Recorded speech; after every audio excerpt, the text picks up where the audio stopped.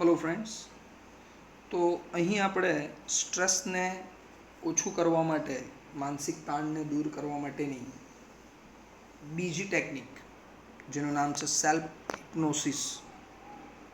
બરાબર, સેલ્ફ હિપ્નોસિસ એ શીખીશું. પહેલાં તો સેલ્ફ હિપ્નોસિસ શું છે? આ કામ છે ને જે સાયકાટ્રિક ડૉક્ટર હોય છે, સાયકાટ્રિસ્ટ ડૉક્ટરો જે હોય છે એ આ કરે છે, જેને ગુજરાતીમાં કહેવાય છે આત્મસંમોહન. બરાબર, એટલે પોતાની જાતને જ હિપ્નોટાઇઝ કરવાનું, બરાબર, સંમોહિત કરવાનું પોતાની જાતને, અને માનસિક રીતે ફ્રી થવાનું. શું કરવાનું છે આ ટેકનિકની અંદર અને ક્યારે કરવું એ જુઓ, કઈ રીતે કરવું એ જોજો. જાતે જ કરવાનું છે, બહુ સરસ એક્સરસાઇઝ છે. હા, અને યાદ રહી જાય એવું જ છે આખું સેલ્ફ હિપ્નોસિસ. બરાબર, સેલ્ફ હિપ્નોસિસ એટલે સ્વસંમોહન, એટલે અથવા આત્મસંમોહન કહેવામાં આવે છે. You can use this self-hypnosis state to relieve mental stress. આ જે પદ્ધતિ છે સ્વસંમોહનની, પોતાની જાતને હિપ્નોટાઇઝ કરવાની, આ સ્થિતિ, સ્ટેટ એટલે સ્થિતિ, રાજ્ય નહીં, આ સ્થિતિ એ માનસિક તાણમાંથી રિલીવ થવા માટે, એટલે કે રાહત મેળવવા માટે કરવામાં આવે છે. Try the following exercise. તો એના માટે નીચે આપેલા કેટલાક પગલાઓને તમે અનુસરો તો તમે માનસિક તાણમાંથી મુક્ત થઈ શકો છો. It becomes easier with your eyes close. અને આંખો બંધ કરીને આ એક્સરસાઇઝ કરવાની છે. કેવી રીતે કરવાની છે એના સ્ટેપ્સ સમજાવું છું એક એક કરીને. It is very easy. Settle back in a chair and close your eyes. પહેલો મુદ્દો છે. સૌથી પહેલાં કોઈક શાંત જગ્યાએ, તમારા રૂમની અંદર, તમારા બેડરૂમમાં શાંત જગ્યાએ, જ્યાં બહુ હુહા નહીં હોય, અવાજ નહીં હોય, એવી જગ્યાએ શાંતિથી એક ચેરમાં બેસો. બરાબર, નિરાંતે, એકદમ રિલેક્સ થઈને. રિલેક્સ એટલે શરીરને રિલેક્સ કરી દો. મેન્ટલી તો રિલેક્સ નથી જ, નહીં તો એક્સરસાઇઝ કરવાની કોઈ જરૂર નથી. આ પણ શરીરને રિલેક્સ છોડી દો, એકદમ હલકું છોડી દો શરીરને, અને ચેરમાં બેસો અને આંખો બંધ કરી દો. Start counting backward from 99 to 70. ને હવે શું કરવાનું છે? આંખો બંધ કરી દીધી અને હવે તમારે તમારા મનમાં જ ઊંધા એકડા, ઊંધા એટલે પાછળથી એકડા ગણવાના શરૂ કરવાના છે. એટલે 1 થી 100 નથી બોલવાના, પાછળ 99થી 1 પર આવવાનું છે. બરાબર, 0 સુધી આવવાનું છે. અને એના માટે તમારે સૌથી પહેલાં 99થી 70 ગણવાના છે મનમાં, બેકવર્ડ્સ, પાછળથી ગણતા આવવાનું છે. 99, 98, 97, 96, 95, 94, 93, 92, 91, 90, 89, એમ ધીમે ધીમે તમારે, આટલી ઝડપથી નહીં, જેટલું ઝડપથી બોલી ગયું છે એટલી ઝડપથી નહીં, ધીમે ધીમે 70 સુધી ગણવાનું છે તમારે. કાઉન્ટ સ્લોલી, ખાસ ધ્યાન રાખજો, ધીમે ધીમે ગણવાનું છે. To fit in with your breathing. Breathing એટલે શ્વસન ક્રિયા. કેવી રીતે ગણવાનું છે? તમે શ્વાસ છોડો છો તો 99થી કદાચ ગણવાનું શરૂ કર્યું છે. શ્વાસ જ્યારે છોડ્યો છે ત્યારે 99, શ્વાસ લીધો 98, ફરીથી શ્વાસ છોડો છો ધીમેથી 97, શ્વાસ લીધો 96. તો જ્યારે તમે આંકડા ગણો છો, ઊંધા એકડા ગણતા આવો છો, ઘટતા જાઓ છો, 70 સુધી ધીમે ધીમે ઘટતા જાઓ છો. શું કહેવાય, આપણે ગુજરાતીમાં કહીએ છીએ ઉતરતો ક્રમ. બરાબર, તો એ ઉતરતા ક્રમમાં આવો છો એ સમયે તમારે એ ગણતરી કરતાં કરતાં તમારા શ્વસન ક્રિયા પર ધ્યાન આપવાનું છે. એટલે શ્વાસ લો છો, શ્વાસ છોડો છો, એ ક્રિયા પર ધ્યાન આપવાનું છે. એટલે 70 સુધી ગણશો ને ત્યાં સુધીમાં તમારું માઇન્ડ, તમારું મગજ, જે તમારા મગજમાં બહુ બધા વિચારો ચાલે છે ને, જે બાબતનો તમને તાણ છે, એના ઉપરથી ધીમે ધીમે એ આંકડા ઉપર કેન્દ્રિત થશે તમારું મગજ. એટલે તમારા બધા વિચારો હવે આંકડા, કેમ એમાં ભૂલ નહીં પડવી જોઈએ, કારણ ઊંધા એકડા ગણવા એટલું સહેલું નથી હોતું. બરાબર, 1, 2, 3, 4 બહુ ઝડપથી બોલી શકાય, પણ 99, 98, 97 એ બોલતી વખતે ધ્યાન રાખવું પડે. બરાબર, ખાસ કરીને પેલું 90 આવી જાય ને પછી 89 લેવાનું, 88, એવી રીતે કદાચ 70 આવી ગયા પછી 69 લેવાનું છે, એમાં થોડીક ભૂલો પડે. બરાબર, તો એ બહુ તમારું માઇન્ડ ત્યાં કામ કરવાનું શરૂ કરી દે છે. નાવ કાઉન્ટ ડાઉન ફ્રોમ 69 to 30. હવે 70 પર પહોંચી ગયા છો તમે, અને એ સમય દરમિયાન તમે તમારા શ્વસન ક્રિયા પર ધ્યાન આપતા આપતા 70 પર પહોંચેલા છો. એટલે હવે તમારું બધું ધ્યાન તમારી શ્વસન ક્રિયા પર અને 70 સુધીના આંકડા પર હતું. હવે આગળ શું કરવાનું છે? હવે 69 થી 30 ગણવાના છે. 69 to 30 કાઉન્ટ કરવાના છે. while imagining walking down the steps of a beautiful staircase. અને હવે ત્યારે એવી કલ્પના કરવાની છે, તમારે કલ્પના કરવાની છે બંધ આંખે, કે તમે કોઈ ઊંચાઈએથી, શાની ઊંચાઈ છે એ પણ હું તમને કહી દઉં, તમારા સ્ટ્રેસની ઊંચાઈ, તમારા માનસિક તાણની ઊંચાઈએથી તમે ધીમે ધીમે નીચે ઉતરી રહ્યા છો. અને જ્યારે નીચે ઉતરો ને ત્યારે કોઈ સુંદર પગથિયા છે. સ્ટેરકેસ એટલે પગથિયા, અને કોઈ સામાન્ય પગથિયા નહીં, સુંદર પગથિયા, એકદમ સુંદર. કેવા સુંદર? તમારી કલ્પના મુજબના. કોઈ મહેલમાં તમે જોયા, કોઈ ચિત્રમાં જોયા, કોઈ મૂવીમાં જોયા છે, કોઈ સિરિયલ વગેરેમાં જોયા છે કે યાર આપણો બી બંગલો હોય ને તો આવા પગથિયા હોવા જોઈએ, પેલા રાઉન્ડવાળા, કે એક માળેથી બીજા માળે લઈ જાઓ, આમ રાજાશાહી રજવાડી જેવા દાદર હોય, બરાબર?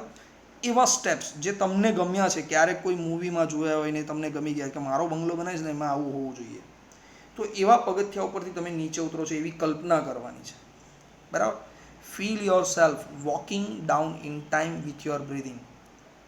હવે જે એક સ્ટેપ ઉતરો છો ઉપરથી ત્યારે 69, બીજું સ્ટેપ ઉતર્યા, તમને દેખાવું જોઈએ બંધ આંખે કે તમે એ પગથિયા ઉતરો છો, બરાબર? એકદમ શાંતિથી ઉતરી રહ્યા છો, સુંદર એવા પગથિયા છે.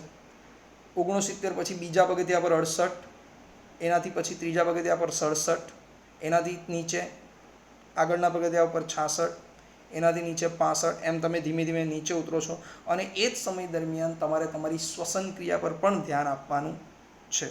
એટલે તમે જ્યારે નીચે ઉતરો ત્યારે શ્વાસ છોડ્યો છે, બીજું પગથિયું નીચે ઉતર્યા તો એક આંકડો ઘટ્યો અને સાથે શ્વાસ લીધો છે, એ પણ ધ્યાન રાખવાનું છે. એટલે હવે તમારું ધ્યાન ધીમે ધીમે એ દાદરના પગથિયા, ઘટતા જતા આંકડા અને સાથે શ્વસન ક્રિયા, આ 3 બાબત ઉપર તમારું મગજ કોન્સન્ટ્રેટ થવા લાગ્યું છે. See the beautiful grand staircase stretching ahead of you. તમે જુઓ છો કે સુંદર પગથિયા, તમે જેમ જેમ નીચે જાઓ છો, જેમ જેમ તમે 30ની નજીક પહોંચવા આવ્યા છો, તેમ તેમ એ આગળ લંબાતા જઈ રહ્યા છે, બરાબર? નીચે જતા દેખાય છે તમને, તમે ઊંચાઈ ઉપરથી નીચે ઉતરી રહ્યા છો, બરાબર ને? અને એ તમને નીચે જતા દેખાઈ રહ્યા છે. Imagine the steps are carpeted. હવે જેવું તમે કદાચ એવું માનો કે તમે હવે 40થી 30ની વચ્ચેના તમારે એકડા ગણવાના છે, 40 પર પહોંચી ગયા છો, બરાબર? તો 40 પછી 39, અહીંયાથી ગણવાનું જ્યારે શરૂ કરો છો ત્યારે એવી કલ્પના કરો કે આગળ એ પગથિયા જે છે ને એ સામાન્ય પગથિયા નથી. હવે એની પર કાર્પેટ પાથરેલું છે. કાર્પેટ એટલે જાજમ કહેવાય ગુજરાતીમાં. અને રાજા મહારાજાઓને ચાલવા માટે જે લાલ જાજમ પાથરવામાં આવે, તો એ જાજમ પણ પાછી તમારા મનપસંદ કલરની, એકદમ મુલાયમ, મખમલ જેવી, બરાબર? એવી જાજમ એ કાર્પેટ કરેલી છે પગથિયા ઉપર, ને તમે એના ઉપરથી હવે તમને દેખાવું જોઈએ, એ રંગની જાજમ તમને બંધ આંખે બી દેખાવી જોઈએ કે તમે એના ઉપરથી નીચે ઉતરી રહ્યા છો. So that your progress is as effortless as possible. આવું કેમ વિચારવાનું છે? કે જેનાથી તમારો જે પ્રયત્ન છે સ્ટ્રેસમાંથી બહાર આવવાનો એ વધારે સારી રીતે થઈ રહ્યો છે. તમારી એટલી મહેનત સ્ટ્રેસમાંથી બહાર આવવા માટે ઓછી કરવાની છે, બરાબર? હવે તમે 30 પર પહોંચી ગયા છો, કાર્પેટવાળા પગથિયા ઉતરતા ઉતરતા, શ્વસન ક્રિયા પર ધ્યાન આપતા. ઓકે, આગળ વધો. Count down from 29 to 0 while imagining drifting further down in a luxurious lift.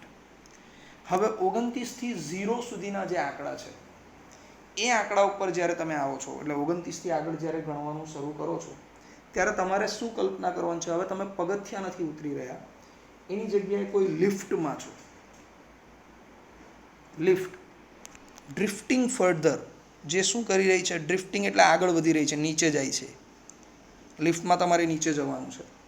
અને એ લિફ્ટ પાછી સામાન્ય લિફ્ટ નથી. આપણે તમે કોઈ એપાર્ટમેન્ટમાં જોયું હોય 4 જ માણસ, 6 જ માણસ, આવી લિમિટેડ લિફ્ટ નથી. એક મોટા રૂમ જેવી લિફ્ટ છે, આખી ગ્લાસની બનેલી છે, કાચની બનેલી છે, શણગારેલી લિફ્ટ, અને એકદમ લક્ઝરિયસ, રાજા મહારાજાઓ માટે વપરાતી હોય ને એવી વૈભવી લિફ્ટ છે, બરાબર?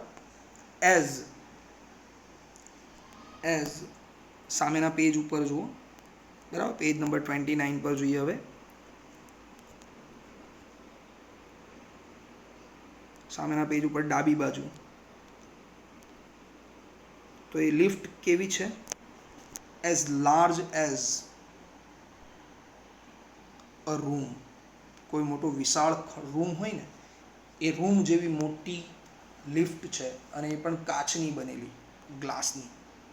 કાર્પેટેડ, અંદર પણ જાજમ પાથરેલી છે, બરાબર ને, ફૂલ વગેરે, સુગંધીદાર ફૂલ વગેરે અંદર પાથરેલા છે.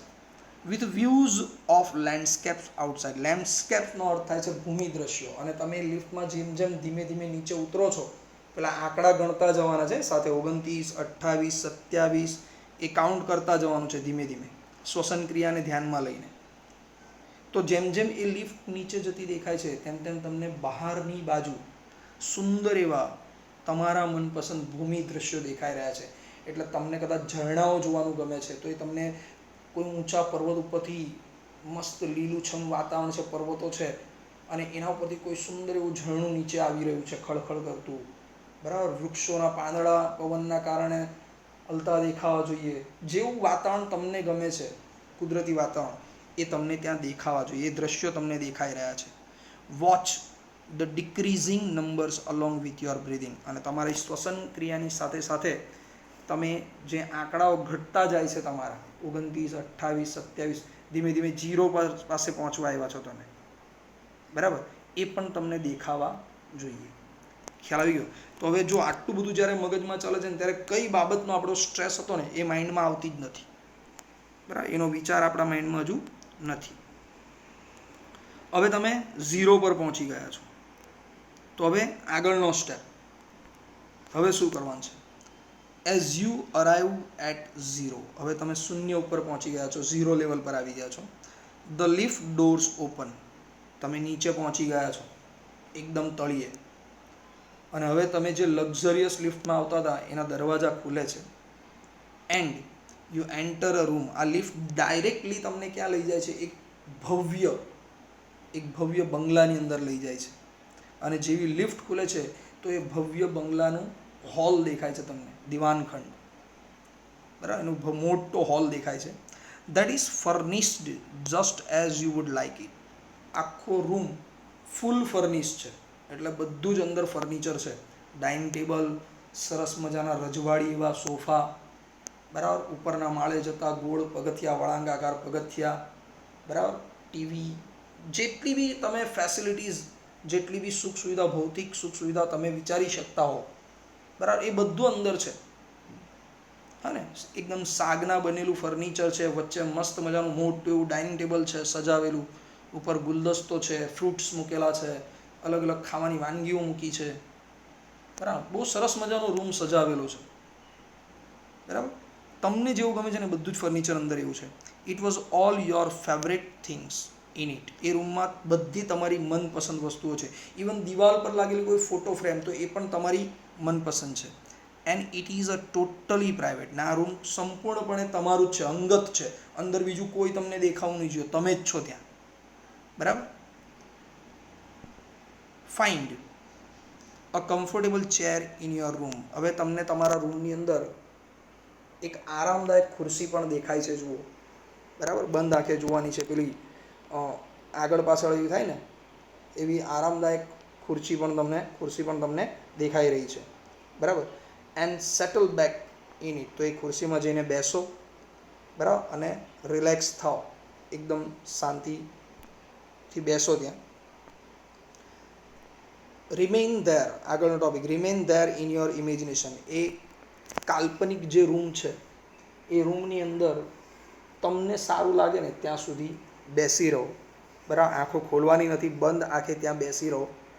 Until you feel rested and refresh. જ્યાં સુધી તમને માનસિક રાહત ન લાગે, એવું ન લાગે કે હવે મને તાજગી જેવું લાગે છે, હું રિફ્રેશ થઈ ગયો ને, એનર્જી પાછી આવી ગઈ હોય, બરાબર. મગજ શાંત થઈ જાય ને, જે બાબતનું ટેન્શન હતું ને, જે બાબતનું તાણ હતી ને, એમાં શું કરવું જોઈએ ને, એના વિચાર હવે આવવા માંડશે કે આનામાં ખોટો ટેન્શન લીધા વગર ખાલી આટલું કામ કરી દઉં ને, તો એ પ્રોબ્લેમ મારી સોલ્વ થઈ જાય એમ છે.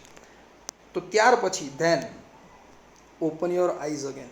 તો તમારું મગજ ત્યારે શાંત થઈ ગયું છે, તો તમારે હવે આંખો ખોલી દેવાની છે અને તમારે તમારું જે કંઈ ઉપાય દેખાય છે શાંત મગજે એ કામ કરવા લાગવાનું. તો આવી રીતે તમે આ બીજી ટેકનિક, આ બહુ સરસ મજાની ટેકનિક છે સેલ્ફ હિપ્નોસિસ, આ ઘરે ગમે ત્યારે કરી શકો છો. બરાબર, એક્ઝામનું ટેન્શન હોય તો પણ આ કરી શકાય છે. તો આવી રીતે તમે તમારા સ્ટ્રેસમાંથી બહાર આવી શકો છો. ઓકે ફ્રેન્ડ્સ, તો આખું શોર્ટ નોટ સેલ્ફ હિપ્નોસિસની જે શોર્ટ નોટ છે એ પણ આમાં આવી ગઈ, તમને સમજાવી દીધી. આના જે સ્પેલિંગ્સ છે હું લખીને તમને સેન્ડ કરી દઈશ, એ તમારે નોટબુકમાં લખી દેવી.